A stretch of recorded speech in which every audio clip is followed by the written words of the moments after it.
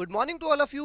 कैसे हैं आप सब लोग। और मैं आप लोगों के लिए एक बहुत ही अच्छा क्वेश्चन लेके आया हूं और इस क्वेश्चन में हम इस क्वेश्चन के अलावा भी बहुत सारी चीजें जो है वो सीखने वाले हैं। चलिए देखते हैं क्या है ये क्वेश्चन।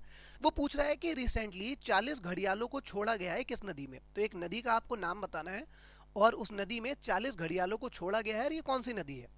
इस क्वेश्चन को मैंने 4 ऑप्शन बना के आपके सामने रखे हैं। इन चारों ऑप्शन को पढ़ो और चारों ऑप्शन को पढ़ने के बाद आप खुद से चेक करो कि आपको कितने ऑप्शन इसमें से आते थे। ठीक, मैं पढ़ के बता दे रहा हूं। पहला वो ये कह रहा है कि वो नदी कोसी रिवर है और ये काम बहराइच डिवीजन ने किया है उत्तर प्रदेश के। क्या ये स्टेटमेंट सही है। दूसरा ये कहता है कि घड़ियालों को आईयूसीएन ने अपनी क्रिटिकली एंडेंजर्ड वाली लिस्ट में डाला है। क्या ये सही है। तीसरा वो ये कहता है कि इन्हें घड़ियालों को वाइल्ड लाइफ प्रोटेक्शन एक्ट जो आया था 1980 में इसके शेड्यूल फर्स्ट में रखा गया है। क्या ये तीसरा ऑप्शन सही है।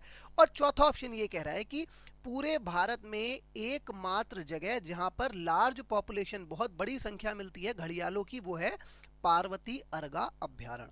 ये 4 ऑप्शन है और इन चारों ऑप्शन में आपको बताओ एग्जाम में वो इस तरीके से दे सकता है कि ए बी सही है, ए बी सी सही है, तीनों सही है, चारों सही है या कौन सा सही, कोई भी सही नहीं है। इस तरीके से डिफरेंट तरीके से वो आपको एग्जाम में क्वेश्चन दे सकता है। ठीक, चलिए देखते हैं सॉल्यूशन का। पहला क्वेश्चन अगर आप बड़े ही ध्यान से देखोगे, अपनी रीजनिंग लगाओगे तो इसको तो स्टेटमेंट को आप डायरेक्टली बिल्कुल ही गलत कर देंगे। क्यों गलत कर देंगे मैं आपको बताता हूँ। देखो, आपको ये बात तो पता होगी कि कोसी जो मेन रिवर है ये तो भैया रिवर है कहाँ की, बिहार की। जब ये बिहार की रिवर है तो ये काम उत्तर प्रदेश का बहराइच डिवीजन क्यों करेगा।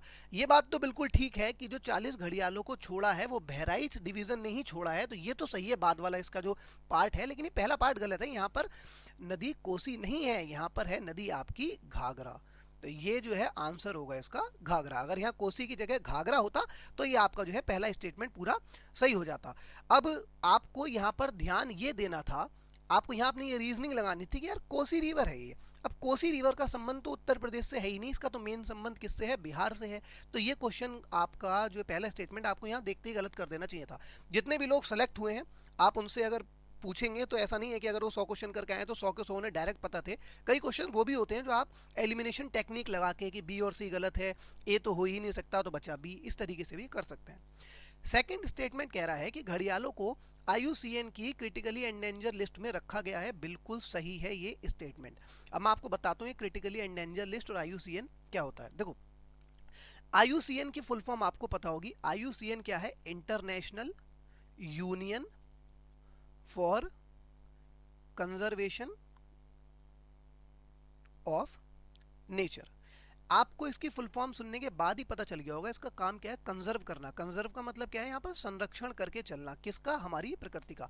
ये एक बॉडी है आईयूसीएन और आईयूसीएन का जो हेडक्वार्टर है, एचक्यू मतलब हेडक्वार्टर, वो है आपका ग्लॉ, एक जगह है कहाँ पर, स्विट्जरलैंड में। और इसकी स्थापना हुई थी 1948 में। इसका काम क्या है, ये डेटा कलेक्ट करता रहता है पूरी दुनिया में, देशों में डेटा कलेक्ट करता है कि कितने एनिमल रह गए हैं, कौन सी जानवर कितना बचा है। इसने अपनी कुछ श्रेणी निकाल रखी है, कुछ इसने कैटेगरी बना दिया और उन कैटेगरी में अलग अलग कैटेगरी में अलग अलग एनिमल्स को रखा गया है। जैसे मैं आपको बताता हूँ, इसने कुछ को क्रिटिकल श्रेणी में रखा है, इसने कुछ को वल्नरेबल श्रेणी में रखा है, वल्नरेबल। इसने कुछ को क्रिटिकली एंडेंजर्ड श्रेणी में रखा है, किसी को एंडेंजर्ड श्रेणी में रखा है। मैं आपको दोबारा लिख के बता रहा हूँ ये, ताकि मैं क्रम से लिख दे रहा हूं ताकि आपको जो है ये समझने में आसानी होगी। देखो, पहली कैटेगरी तो क्या होगी, पहली कैटेगरी समझो वल्नरेबल, दूसरी कैटेगरी एंडेंजर्ड, इसके ऊपर जो कैटेगरी हम देखेंगे वो है आपकी क्रिटिकली एंडेंजर्ड,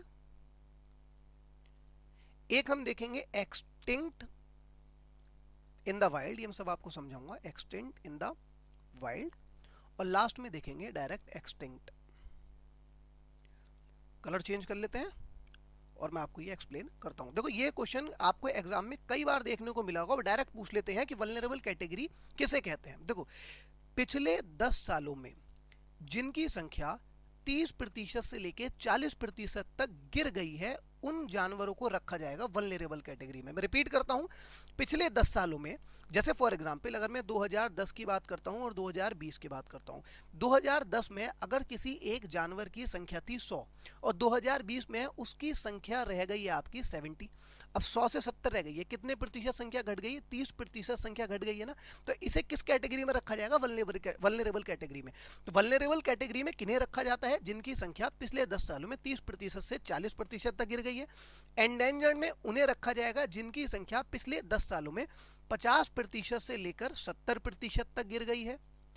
क्रिटिकली एंडेंजर्ड में उन्हें रखा जाएगा जिनकी संख्या पिछले 10 सालों में 80% से 90% तक गिर गई है, उन्हें रखा जाएगा क्रिटिकली एंडेंजर्ड कैटेगरी में। तो 70 से 80 के बीच का जो है वो इन दोनों के बीच का ही समझो। और एक्सटिंक्ट इन द वाइल्ड उन्हें माना जाएगा जिनकी संख्या बहुत ही कम रह गई है, ना के बराबर रह गई है। मतलब ये समझ लो पूरी दुनिया में 1 या 2 ही हैं बस, जंगलों में तो वो भी नहीं है, वो इधर उधर भटक रहे हैं। और एक्सटिंक्ट उन्हें कहा जाता है जो पूरी दुनिया में अब है ही नहीं। ये पांचों ही क्वेश्चन आपके पेपर में बार बार आ रहे हैं और एग्जामिनर का तो इस समय एनवायरमेंट जो है बड़ा ही फेवरेबल टॉपिक हो गया है। एक्सटिंक्ट किसे कहेंगे? एक्सटिंक्ट का मतलब है यहाँ पर विलुप्त। विलुप्त किसे कहेंगे? ये बात आप ध्यान रखना। पिछले 50 सालों में अगर किसी को नहीं देखा गया है, जैसे फॉर एग्जांपल कोई एक जीव है, कोई एक पक्षी है, अगर उसे पिछले 50 सालों तक नहीं देखा गया है, 50 साल हो चुके हैं और कहीं भी पूरी दुनिया में नहीं देखा गया है, तो उसे हम किस कैटेगरी में डाल देते हैं? एक्सटिंक्ट कैटेगरी में डाल देते हैं। तो आप याद रखना, vulnerable, endangered, critically endangered, extinct in the wild और आपका एक्सटिंक्ट। तो इनमें घड़ियालों को हमने किस कैटेगरी में रखा है?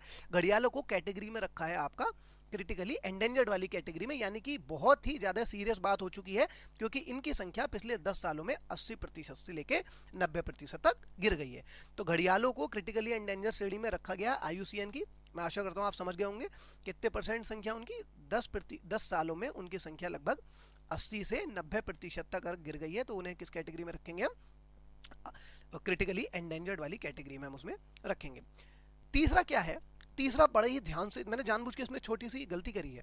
क्या गलती करी है? देखो, they are listed in schedule first. आप बताओ क्या किसी एक नॉर्मल स्टूडेंट को ये पता होगा कि भैया इस कानून के शेड्यूल फर्स्ट में ये बात रखी हुई है? नहीं पता होगा ना। तो ऐसे स्टेटमेंट जो मतलब सभी के लिए थोड़े से एक अनफेमिलियर होते हैं, तो ये तो आप मान के चलो यार ये तो बिल्कुल ठीक ही होगा। अब मैंने इसमें चेंज क्या करा है? वाइल्ड लाइफ प्रोटेक्शन एक्ट का ईयर 1980 नहीं है, ये है 1972। बड़े ध्यान देने वाली बात थी।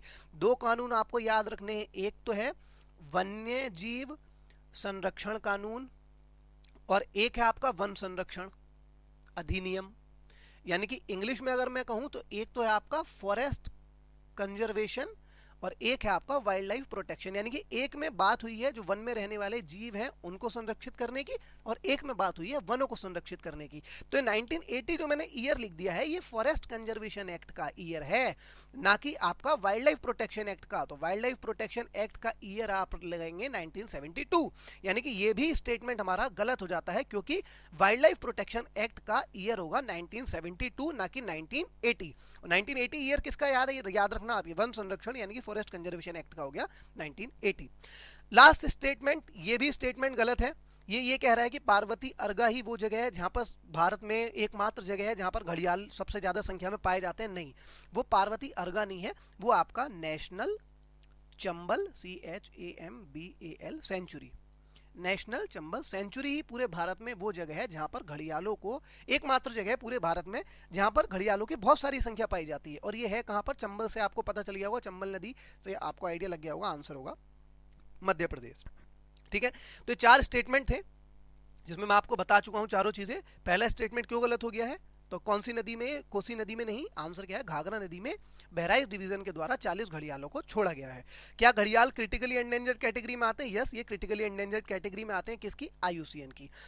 क्या इन्हें शेड्यूल फर्स्ट में रखा गया है? यस, शेड्यूल फर्स्ट में रखा गया है। कौन से? वन्यजीव संरक्षण कानून जो आया था आपका 1972, इसके जो है पहले शेड्यूल में। और जो इनकी संख्या सबसे ज्यादा कहाँ मिलती है? काफी संख्या इनकी मिलती है नेशनल चंबल सेंचुरी में। नेशनल चंबल सेंचुरी कहाँ है आपकी? ये मध्य प्रदेश में। और ये कैटेगरी आप याद रखना। IUCN के बारे में थोड़ी सी स्टैटिक नॉलेज ये बता दी है मैंने। इसकी स्थापना याद रखेंगे आप, इसकी स्थापना है 1948 में, इसकी जो है वो आप स्थापना याद रखेंगे। और ये पांचों जो मैंने बताई हैं, extinct, extent in the wild, critically endangered, vulnerable, ये भी सब आप याद रखेंगे। और देखो इनकी संख्या खैर गिर तो रही है। आपको ये पता होगा प्रोजेक्ट आपका एक प्रोजेक्ट क्रोकोडाइल आया था। प्रोजेक्ट क्रोकोडाइल क्या है? ये है आपका मगरमच्छ क्रोकोडाइल मगरमच्छ है ना, मगरमच्छ को संरक्षण को लेकर एक प्रोजेक्ट क्रोकोडाइल आया था 1975 में। आप याद रखना कि मगरमच्छ के संरक्षण को लेकर एक जो है प्रोजेक्ट शुरू करा था हमने 1975 में। और UNDP, United nation development solution, अगर आपने इसके बारे में सुना होगा, ये एक ऑर्गेनाइजेशन है। तो यूएनडीपी और FAO, food and agriculture organization, headquarter Italy इसका, रोम में हेडक्वार्टर है इसका। इन दोनों के साथ मिलकर भारत सरकार ने प्रोजेक्ट क्रोकोडाइल शुरू करा था 1975 में। और एक क्वेश्चन इसका और आप याद रखो कि क्रोकोडाइल दिवस हम किस दिन मनाते हैं, ये थोड़ी सी स्टैटिक नॉलेज आपको दे रहा हूँ। क्रोकोडाइल दिवस हम मनाते हैं 17 जून को, ठीक है। और 1975 में भाई देखो मगरमच्छों की संख्या बहुत ही कम थी, अब तो खैर बढ़ चुकी है। लगभग एक रिपोर्ट के हिसाब से 75 के अराउंड इनकी संख्या थी। अब तो पूरे भारत में 300 से 350 क्रोकोडाइल की बात कर रहा हूँ मैं, सिर्फ इनकी संख्या हो चुकी है। और नियत हम प्रयास कर रहे हैं इनकी संख्या बढ़ाने के लिए। और एक और आप याद रखना, नेशनल चंबल सेंचुरी में ही आपको क्रोकोडाइल मिलते हैं, घड़ियाल वगैरह ये सब मिलते हैं। और एक आप और याद रखना कि घड़ियालों के लिए ना, क्रोकोडाइल के लिए एक उड़ीसा में है Bhitarkanika national park. Bhitarkanika national park ये कहाँ पर है, ये है आपका उड़ीसा में है ये। अगर जैसे फॉर एग्जांपल ये उड़ीसा, तो उड़ीसा के बॉर्डर पे है, बिल्कुल बंगाल की खाड़ी से जो है पास में ही है उसके। तो ये भी जो है घड़ियाल वगैरह यहाँ पर पाए जाते हैं, ठीक। अब मैं एक आपको बड़ी इंटरेस्टिंग फैक्ट बताता हूँ। क्या आप लोगों को ये, आपने इनके बारे में सुना है? देखो 3 चीज में बार बार जो आप सुनते होंगे, जैसे एक तो आप सुनते होंगे एलिगेटर, एक आप सुनते हैं घड़ियाल, एक आप सुनते हैं क्रोकोडाइल। क्रोकोडाइल तीनों एक ही स्पीसीज हैं, लेकिन इनमें थोड़ा थोड़ा डिफरेंस है।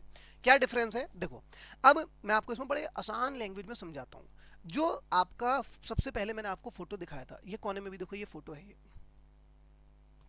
ये जो है ये जो कोने में आपको दिख रहा है ना, ये तो ये तो है आपका घड़ियाल। जो मैंने पहली स्लाइड थी हमारी, उसमें भी मैंने इसका फोटो यहाँ पर डाल रखा है, आप यहाँ भी देख सकते हो। इसका जिसका लंबा सा मुंह है, ये तो हो गया आपका घड़ियाल।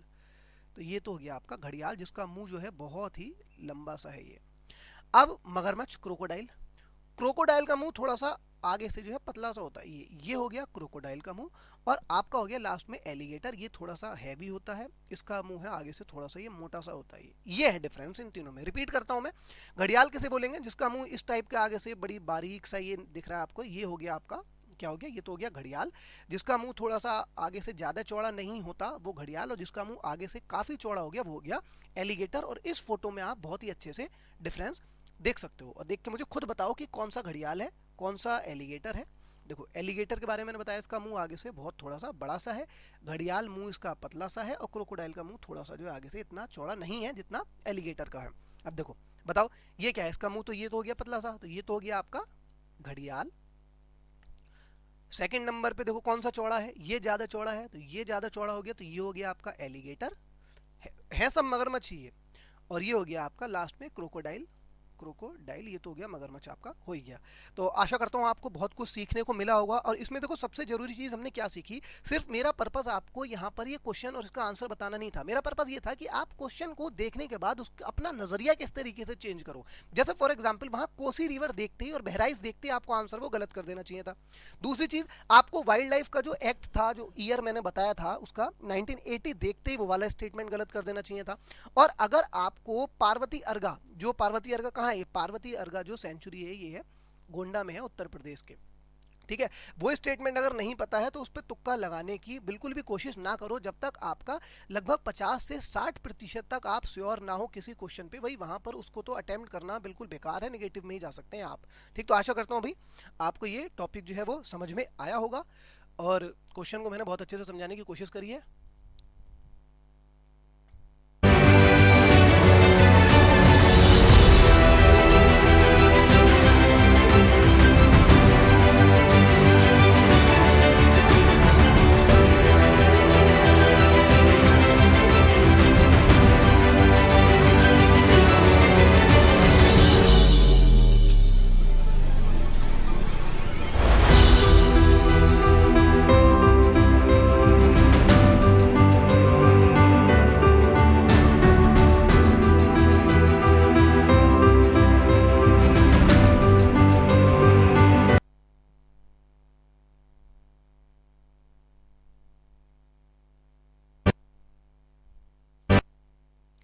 तो चलिए मिलता हूँ आपसे नेक्स्ट वीडियो में, तब तक के लिए पढ़ते रहो, बढ़ते रहो, स्वस्थ रहो। Thank you.